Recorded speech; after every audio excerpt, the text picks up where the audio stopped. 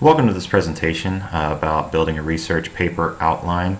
This is Mr. Dodd, and this presentation is designed mainly for an English 9 course, although I do think it would probably be appropriate for any grade level that is working on producing a research paper outline.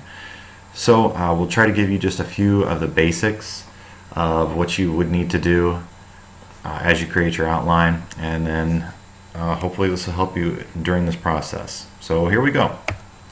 First of all, let's just talk about a little bit about what actually is an outline. When I am putting a paper together, what I envision an outline as is a blueprint for your writing. It's a basic plan of what you're going to do when you actually move on into producing the actual essay. Up to this point, you probably should have done plenty of research. You've kind of gathered all your materials together, and now you're trying to figure out how are you going to put it all together as you move into the writing phase of this. This is very similar to what you would do when you go to actually put together, if you were building a house.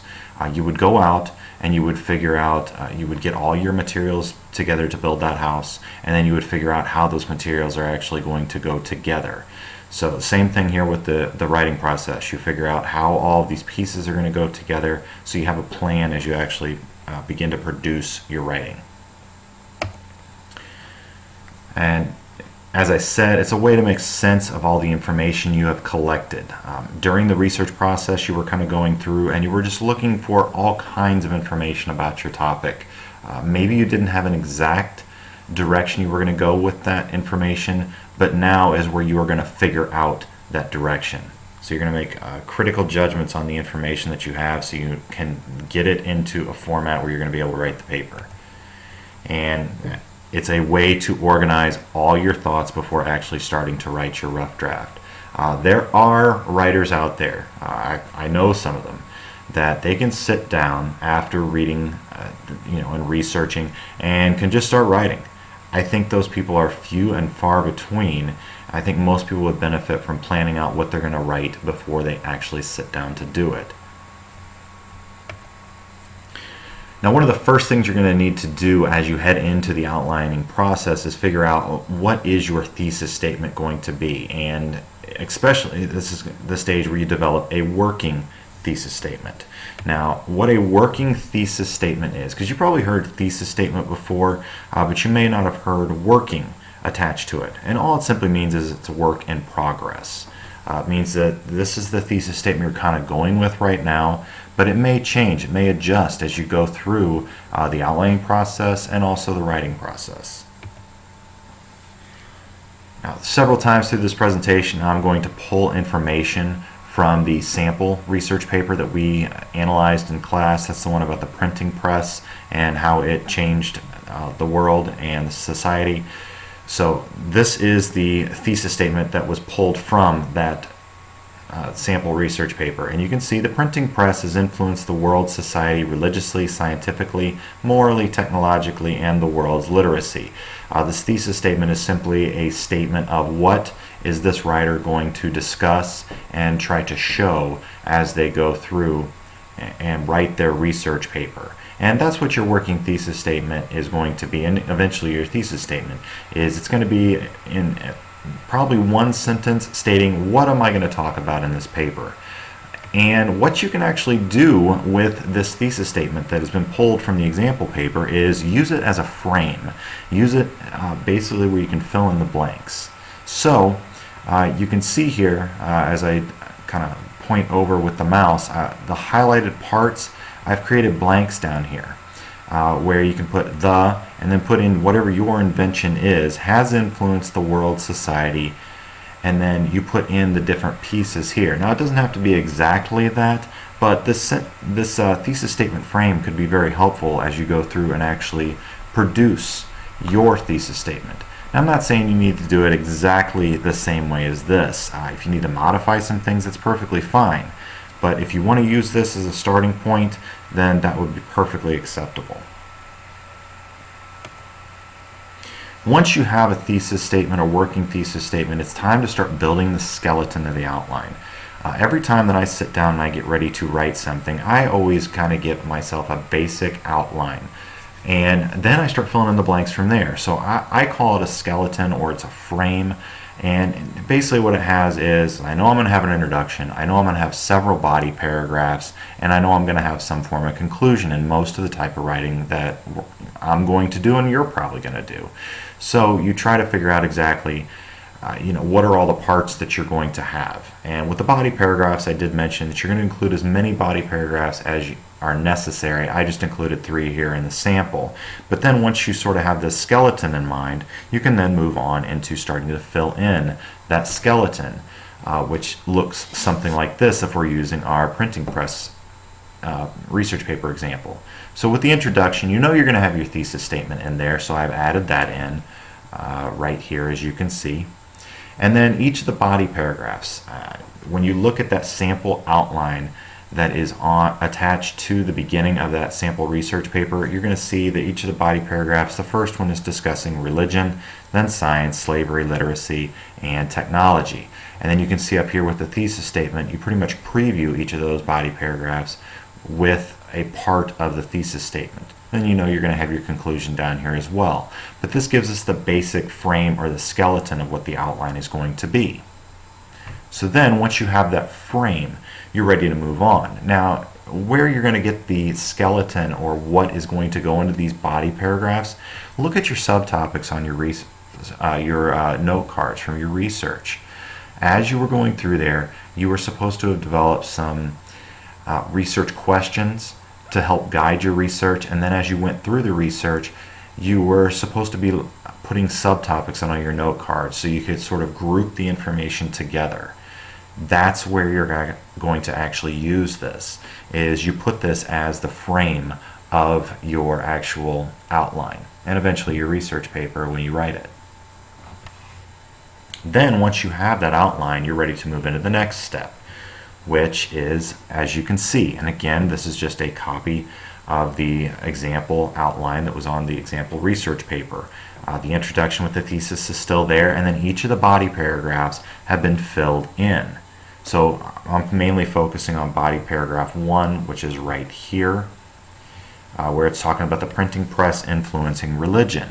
As the writer was sitting down and starting to think about all the research that they have done and how they're going to explain this to prove this point, or explain this point that the printing press did influence religion, the first thing they felt they needed to do was actually discuss the Protestant Reformation and what it was, which would then lead into Luther and his beliefs and how that relates to the Protestant Reformation. And finally, they feel like that they need to explain how Luther's success was actually due to the printing press.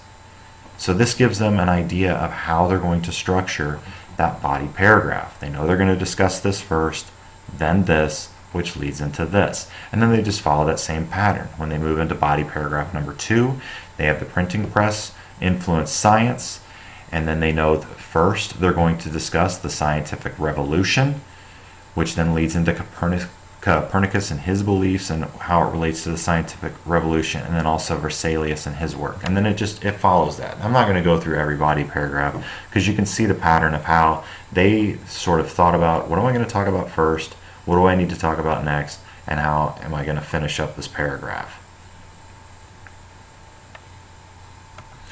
Now once you have you filled in the body paragraphs, you have a basic idea of what you're going to put in there.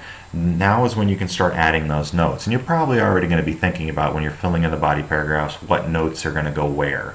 But if you focus on body paragraph number 1 with the printing press influencing religion, they've already discussed the Protestant Reformation and what it is, Luther and his beliefs, and then when they move on to where Luther's success is due to the printing press, they use 2 of the notes that they collected while they were researching, where they put in the former president of St. Olaf College, Mark Edwards Jr. explains, and then they add that quotation.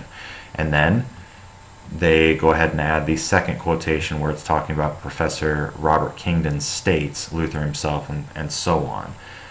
I know the example outline does not have these notes included in there. I would go ahead and include them. Just simply because it's going to be easier for you when you actually go to write the paper if you already have these things in there. We will discuss a little bit about how to do these in-text citations later on in class, but if you can get the notes in there, then you should be in pretty good shape, and then we can move on from there. So that is the basic idea of how this research outline is going to come together. This is where you start putting everything in an organized fashion. You have all your research done at this point, or should have it very close to being done. So now you're ready to start organizing that information and trying to figure out, okay, the first thing I need to explain to people is going to be this, and then the next thing I need to explain to people is going to be this, and so on and so forth. And that's where you start bringing your notes into it as well, to try to make it clear to people what you actually found out through your research. Now this last slide here is just a little note on the writing process. It never fails that when people are working on this, they feel like that it's a linear process. You do this first, then this, and then you finally reach the end. And that's not exactly true. Writing is more of a cycle. You're going to move around quite a bit within that cycle. You're going to have to repeat things. You're going to have to go back and change things as you are moving through this process. Right now, you're just finishing up this research process, and now you're moving into this outlining process. And eventually you'll move here to the writing. But you're going to have to understand that as you start putting this outline together, you may find you don't have all the information you need. So you're going to have to move back to this research process, and then eventually back to the outline. And this may happen several times where you move back and forth between the two, and that's okay. That's part of being a good writer and a good researcher, is you understand when you need to repeat the process a little bit. And eventually you will move into this writing.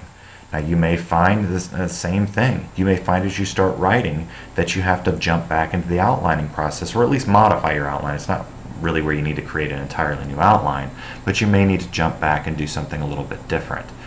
You may even find that as you're writing, you don't have as much research as you thought you had. Things aren't coming together quite like you expected, so you're going to have to come back here and do a little more research before you can organize it and move into the writing process. It's an intensive process to produce a research paper, which is why a lot of students tend to struggle with it, but it is absolutely a skill that is going to serve you for many years, even if you decide not to pursue an academic career, or anything like that. If you are going to move into a field that doesn't have a ton of writing into it, you're still going to research, and there's still going to be a time that you're going to have to organize that information in some form of writing or other way of presenting it. So this process is something that you definitely want to continue to work on and develop. This is your first taste of it as freshmen, but get used to it. You will see it quite a bit. Hopefully this presentation has helped quite a bit. Please make sure that if you have any questions, to ask. I'll be more than happy to clarify. I would also suggest, just as you're working on creating your outline, and there is something you're not quite understanding, rewind this presentation, go back into it, watch parts again, and see if that can help you clarify things. I wish you luck as you move on to this next step of the research process. Thanks for listening.